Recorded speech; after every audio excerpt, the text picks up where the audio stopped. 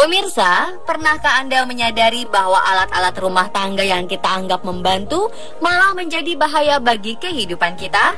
Bahkan alat-alat pembersih yang dinyatakan anti kuman pun bisa mencelakakan tubuh kita. Inilah 7 alat rumah tangga yang ternyata berbahaya versi On The Spot.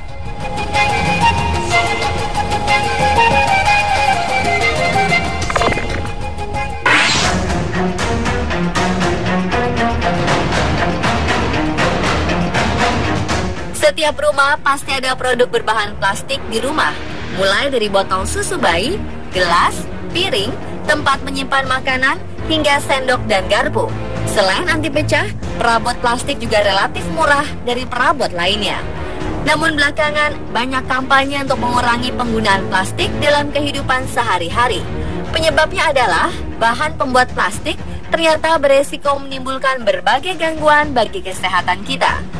Bisphenol A atau BPA adalah salah satu zat kimia yang digunakan untuk membuat plastik. Zat ini sudah digunakan sejak tahun 1957. Namun pada tahun 2008, beberapa negara mempertanyakan keamanannya. Pasalnya, BPA merupakan zat yang kemungkinan besar menjadi penyebab gangguan kesehatan seperti gangguan otak, kanker, penyakit jantung, penurunan produksi sperma, kekebalan tubuh, hingga pubertas dini. Beberapa penelitian menunjukkan bahwa ikatan BPA yang tergolong tidak stabil dapat membuat sejumlah kecil zat kimia tersebut terlepas ke dalam makanan yang menjadi isi dari perabot plastik. Pelepasan zat BPA menjadi semakin banyak ketika perabot itu terkena panas. Efeknya bisa jangka panjang. Karena itu, untuk menghindari dampak buruk BPA bagi kesehatan, mulailah cermat menggunakan perabot plastik. Cari perabot plastik yang bertuliskan BPA free, yang artinya bebas zat BPA. Selain kode BPA free, ada segitiga tanda panah melingkar di bawah barang-barang plastik beserta nomornya. Jika kode pada segitiga itu bertuliskan 7, maka plastik kemungkinan besar mengandung BPA.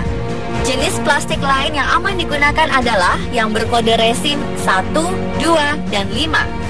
Jika kode ini tidak ada, maka bahan plastik itu hanya sekali pakai dan harus langsung dibuang. Hindari juga makanan dan minuman panas pada perabot plastik, kecuali produk tersebut bertanda BPA free.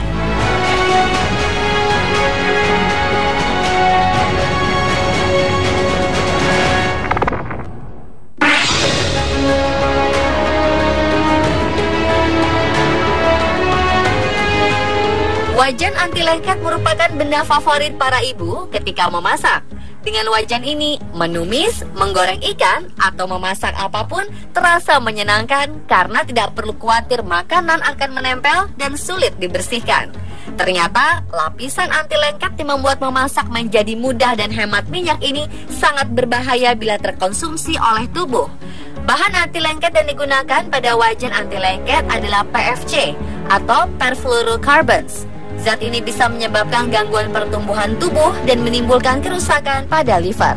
Agar keluarga di rumah tidak terkena bahaya zat PFC, maka ada beberapa hal yang perlu diperhatikan. Pastikan wajan anti lengket yang Anda pakai aman dan baik. Beberapa wajan memang ditawarkan dengan harga murah, tapi jika bahan anti lengketnya mudah terkelupas, itu sama saja membahayakan seisi rumah. Menggunakan wajan anti lengket ini jangan terlalu panas agar zat PFC tidak tersebar di udara. Untuk menggoreng atau menumis, gunakan peralatan berbahan kayu agar tidak membuat bahan PFC terkelupas dari wajan.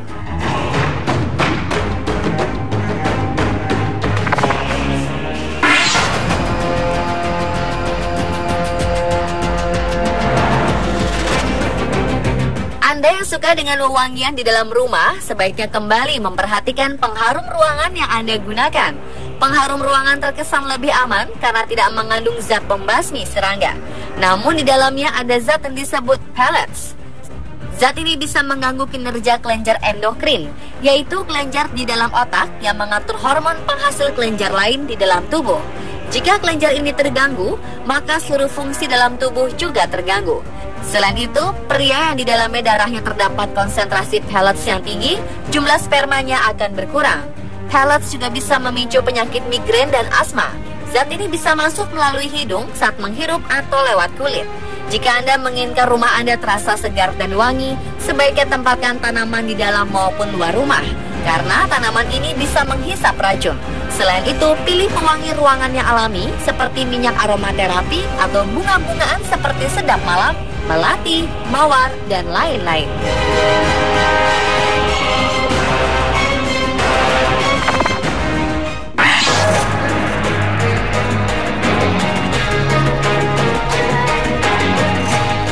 Pernahkah Anda mendengar kata triklosan?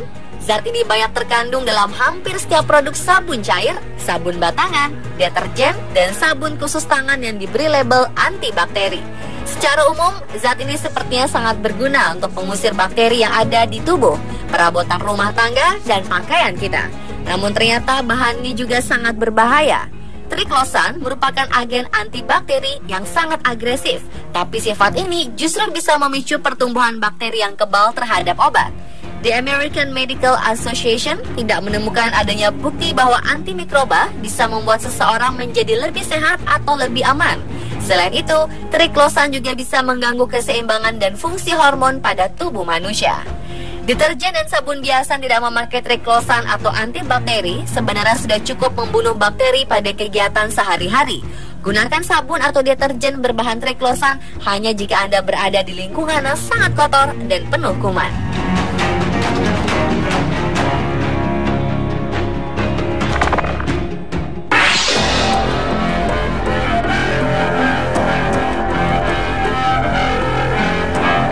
Di dalam pelembut kain juga terdapat zat berbahaya yang bernama quaternary ammonium compounds atau quartz. Quartz hampir mirip dengan triklosan yang berpotensi menumbuhkan bakteri yang kebal terhadap antibiotik. Quartz juga bisa membuat kulit iritasi dan menjadi salah satu pemicu terjadinya infeksi kulit. Ada juga ilmuwan yang meneliti bahwa quartz menjadi salah satu penyebab gangguan pernafasan. Pemakaian pelembut kain agar pakaian nyaman dipakai bisa dengan menggunakan bahan alami, campuran cuka dan tea tree oil. Cuka merupakan pelembut kain alami yang tidak hanya bebas racun, tapi juga menghilangkan residu sabun dan deterjen. Tea tree oil berfungsi sebagai anti jamur. Jika Anda menyetrika pakaian, Anda bisa membuat campuran alami sebagai pengganti pelembut dan pewangi pakaian. Masukkan beberapa tetes tea tree oil, 1 sendok makan cuka, beberapa tetes minyak lavender, dan air ke dalam botol spray. Ketiga bahan tadi bisa menjadi pelembut, pewangi, sekaligus antibakteri bagi pakaian Anda.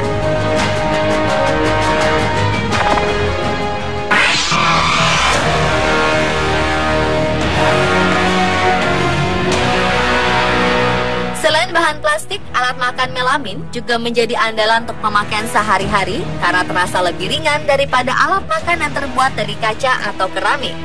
Bentuk dan dekorasi melamin yang kini lebih menarik dan mirip dengan perabot keramik membuat banyak orang beralih ke melamin. Harganya juga lebih murah dari keramik. Namun ternyata melamin juga bisa berdampak buruk bagi kesehatan. Konsumsi makanan yang tercemar melamin bisa mengakibatkan batu ginjal pada anak-anak maupun orang dewasa. Penelitian pernah dilakukan dengan membandingkan responden yang makan sup panas dengan menggunakan mangkuk melamin dan mangkuk keramik. Sampel urin dikumpulkan sebelum makan dan setiap 2 jam sesudah makan. Hasilnya, peneliti menemukan total ekskresi melamin dalam urin selama 12 jam adalah 8,35 mikrogram per liter pada responden yang makan sup dengan mangkuk melamin. Sedangkan pada responden yang makan sup dengan mangkuk keramik hanya terdapat 1,31 mikrogram. Masih banyak masyarakat yang meletakkan makanan panas di dalam peralatan melamin. Padahal itu sangat berbahaya karena dapat memicu lepasnya sejumlah besar melamin dan mencemari makanan.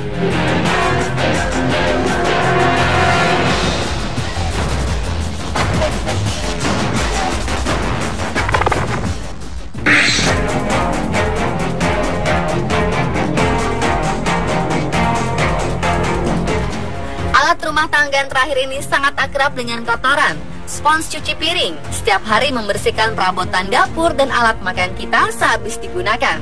Tidak heran, spons banyak mengandung bakteri lebih banyak dari perabot lain.